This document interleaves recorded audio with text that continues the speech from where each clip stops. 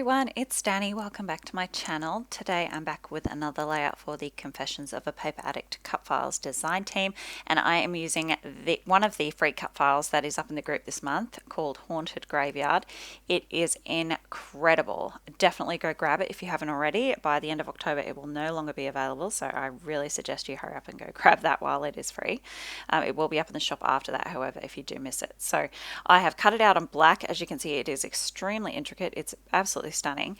I have backed all the stonework with just this grey barbed wire pattern paper.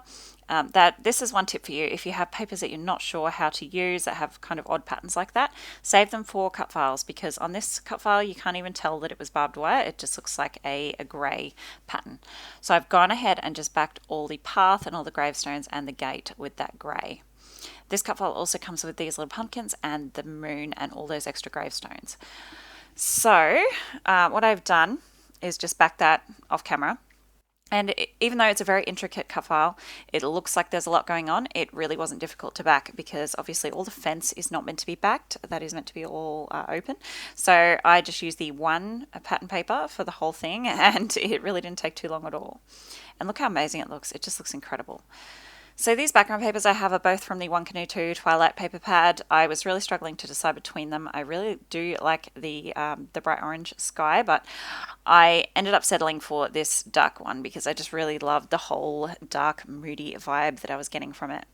So I am going to go ahead and lay down my cut file like this. I'm just adding a line of glue along the bottom edge of the fence and that hill there, because I'm actually going to cut off the bottom part of the page.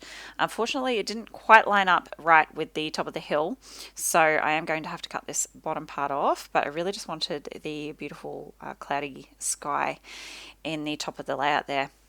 And really, you could probably recreate that yourself with mixed media. I was just being lazy, and I had the perfect background paper. So I'm going to go ahead and back this kind of lower portion of the hillside with what's left of that pattern paper. There we go. And yeah, it's a bit crooked, but I'm going to come in very shortly and put the whole thing together. So you'll see what I mean in a second. I'm going to use this. I think the rest of the items I use is from the Simple Stories Happy Haunting or Happy Haunts collection. I have the collection kit, so I'm going to use this black and orange spider web for the rest of my graveyard background there. I've just gutted the paper so I can keep the rest for a border. Gone ahead and glued that down off camera. So that is the base of my layout done. So I just have to go through and fix it up now, make it all square. So I'm just adding some adhesive foam behind my pillars of my gate here. I just want to add some 3D extra dimension. And now I'm going to tidy up my edges. So I'm just using the edge of the fence there to kind of guide where I need to trim.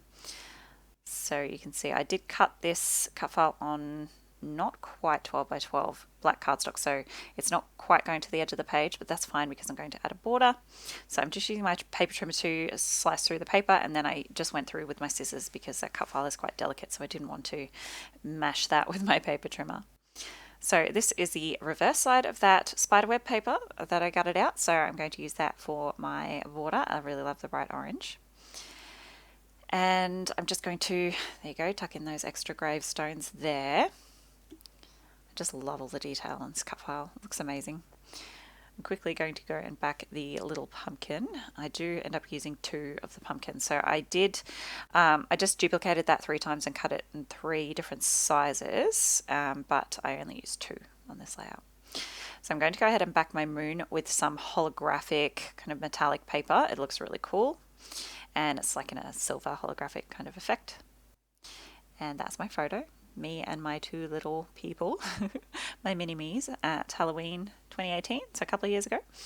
And we're at not a haunted house, it was kind of like set up to be a little mini haunted house, and we're sort of posing in front of it. And it has a gravestone behind my son's head, so it is the perfect photo for this haunted graveyard layout. So I'm going to just add a photo layer with that bright orange. It's actually different pattern paper to the one I used for the border, but it's very similar, and I just wanted another pop of that bright orange to really draw your eye to the photo. There we go. And I'm going to add some spiders in the sky to make some stars. It's just this silver Liquitex acrylic ink. And I was going to go ahead and add some star sequins too, which you totally could do, but in the end it just didn't need it. There was so much going on, and yeah, it looks so great that I really didn't need to add those. I love that silver too. It's really shiny and metallic.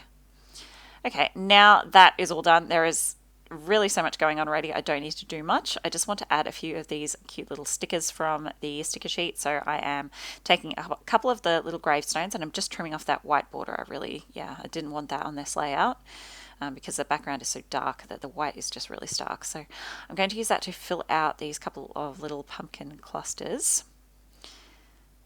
There we go, back that one as well, and just tucking those in. I've added this cute little pumpkin sticker, so I have a third pumpkin.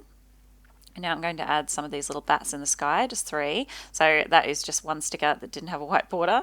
There was only one, so I had to go through with this little it's like a strip of bats, and I did have to trim off the white border for the other 2 bats, which was a bit annoying. It was very fiddly. They're not perfect, but they look just fine in my opinion. So there we go. 3 little bats in the sky.